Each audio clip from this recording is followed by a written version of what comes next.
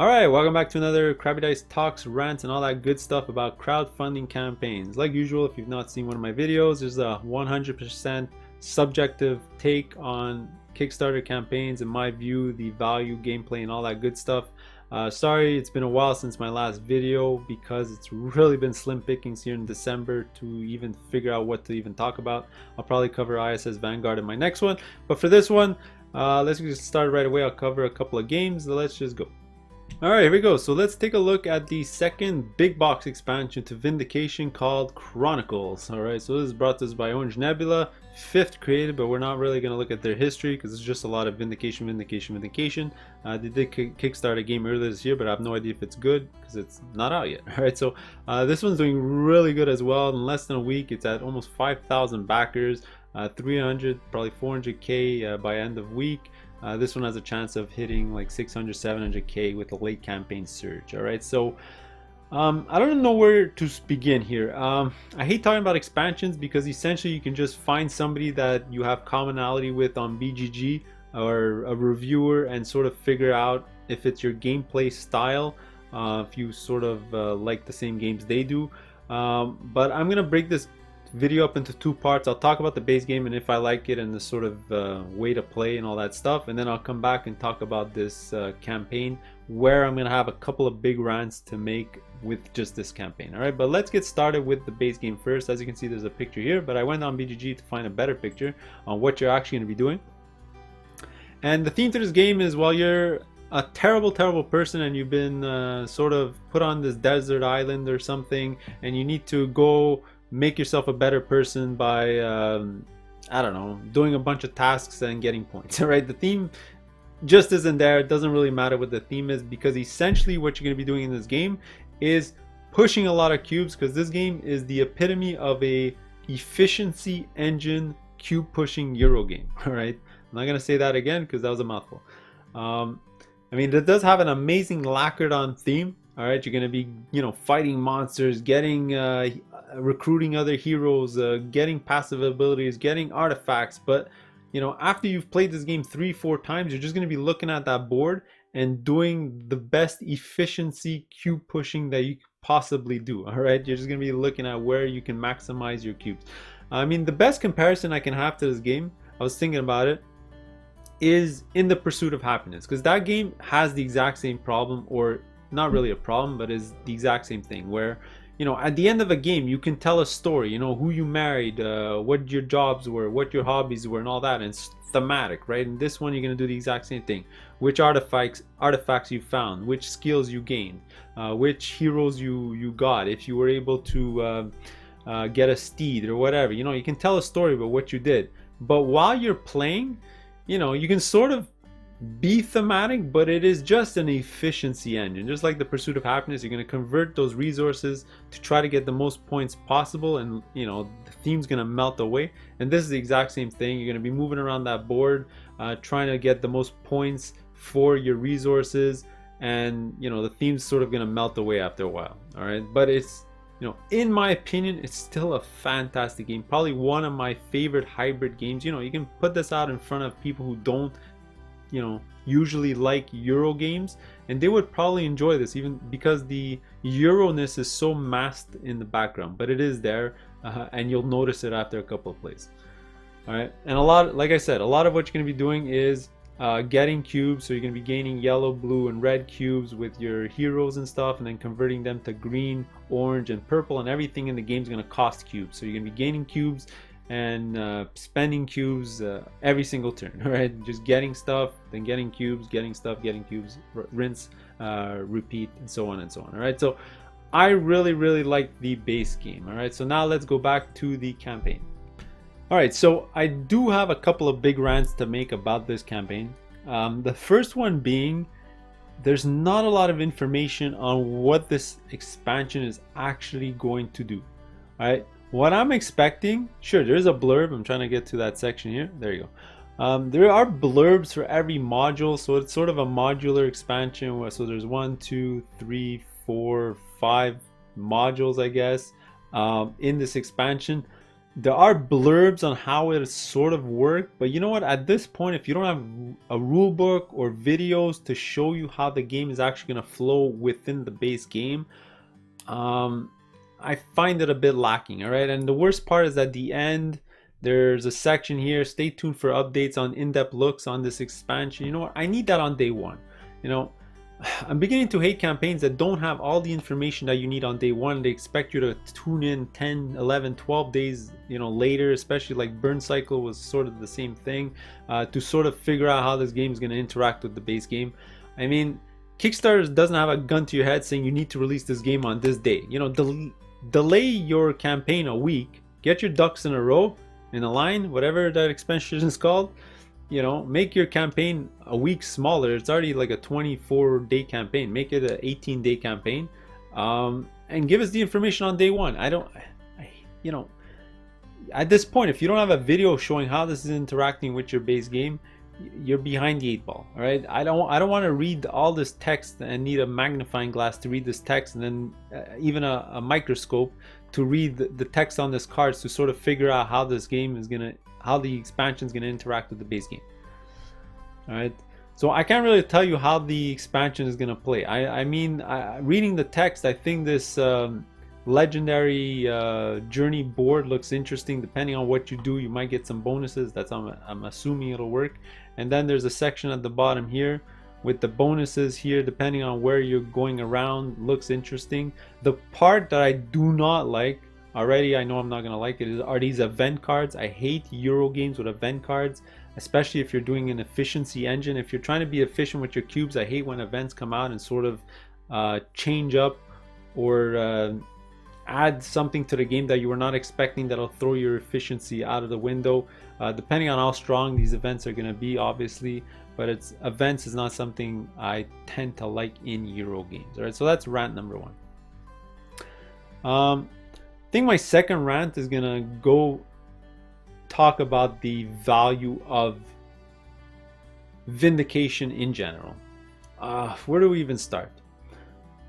First note that I need to make is that everything that's priced in this campaign is pretty much the same as it was in retail, and that just drives me crazy. I hate when companies release the product on Kickstarter at the same price as retail, because we all know, like usual, we're cutting out the middlemen. There's no distributors, there's no game store making profits off this game.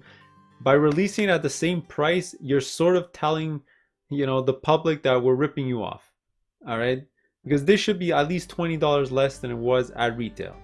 All right, and there's no Kickstarter exclusives besides this promo pack. We'll get to that later, to justify the same cost as retail, because this was 90 bucks in retail.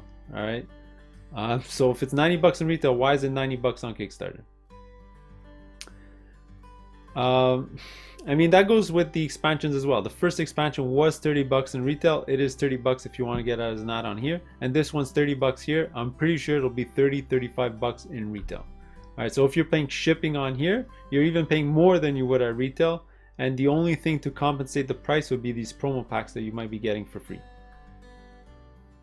All right, my second issue with the value is that the base game sort of is overpriced for what you get in the box, because the base game is essentially just a card game with a few metal bits here and there, which I technically hate. I would rather just want cardboard chits, because pretty much the first expansion replaced most of those metal chits with standees because they were kind of terrible metal chits to begin with.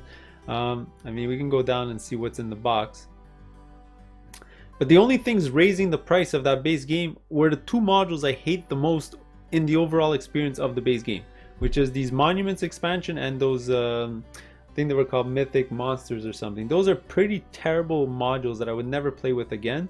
And not only are they making the box so much bigger, it's adding unnecessary, you know, minis that you're never gonna play with. Alright, it sort of reminds me of that Druid City Games, what was it called? The Grim Forest, where they give you a ton of minis that you're not going to play with, but you are paying for it. Alright, but it is essentially just cubes and a lot of cards, and you're paying $90 for that. It's really expensive. Alright, in my opinion, as much as I like the base game, I'm gonna try and get on the secondary market for 50-60 bucks if I can, because I'm not interested in the minis at all. There's like, when you're playing this game and you're playing the base game, it doesn't look like a $90 game. All right, it looks like a regular $50 Kickstarter game. It's just a lot of cards and some standees, and that's it. All right, you're not getting dual layered anything. I mean, you get like 5 or 6 metal components to put on the game board, and that's about it. All right, just a lot of cubes with game trays. All right, so that's what I have to say overall with the value. Now, the last thing I really have to talk about value here is there is a way to get absolutely everything that was ever released for Vindication, and this is where it gets really, really expensive. Like I said, it is essentially a card game, and you're paying $230. And what are you going to get? You're going to get the base game, the first expansion, the second expansion, all the promos. You're going to get the play mat, and you're going to get sleeves, pretty much. I mean, that's 230 bucks. That's really expensive. I mean, look at any dungeon crawly game or any big box game that's come out over the last 2 years. You're going to get a lot more stuff than you are in this campaign, and you're going to be paying a lot less. All right, this is 230 bucks. And the reason why they keep jacking up the price is a ton of promos. There's probably like $60 to $70 worth of promos, but each promo is like 10 cards. So you're paying like $5 for 10 cards multiple times. $5, $5, $5, $5. These minis here, $7, $7. You know, $5, $5. It just keeps adding up and adding up and adding up. You know, release a freaking promo box for $30, $40. You're definitely still making a crap ton of profit on it. All right, but that's, you know, that's why the price keeps going up and up and up and up, and then you end up at 230 bucks for just a card game. You know, it's kind of on the expensive side. All right, you're not getting minis at all. You're not getting dual layer anything. You're not getting the value that you when you open the box that's there. All right, and those are, unfortunately, are my thoughts, you know, but still a great game. There's nothing bad I can say about the game. The game is really good. It just falls a bit flat on its face on the value proposition a little bit. If you want to talk about long-term value, honestly, it is a really good game. It should hold its value long-term, especially right now. It's probably in the top 250 on BGG. It's really highly regarded. I mean, if it comes back in retail, it'll drop the price probably dramatically, because in retail it'll be 90 bucks as well. So if you're gonna pay 90 bucks for this, plus you're paying shipping on top, you're gonna lose some value there. You won't be able to sell this for 120, 130 bucks because somebody can get it for 90 bucks in retail, right? So especially with some customer rewards program, whatever, you can probably get it for like 70, 75 bucks. So keep that in mind if you are backing it. But let me know below if you're interested in the game, if you're backing it. Let's go to the next one. All right, and the second one we're going to cover here won't take that long. We're just going to cover here short the Alhambra big box, which is another big box from Queen. At this point, it's becoming a running joke. They're just going to keep releasing big boxes for all their popular games, including second and third editions here. But they seem to be in a sort of pattern where every 5 years their popular games are going to get a new version of their big box. So this is actually the third version of the big box for Alhambra. They had one in 2010 or something and one in 2015. So 5 years later you get second edition. So they were due for another big box because they did release an expansion a couple of years ago, which is now included in this one. All right, so this is the new big box edition, second edition. So before we even talk about value, I'm not even going to talk about gameplay. Alhambra is a known commodity. It's a fantastic game. Won the Spiel des Jahres, feels like 20 years ago, in 2003. It's a great, fantastic entry-level game. Pretty much everyone can play.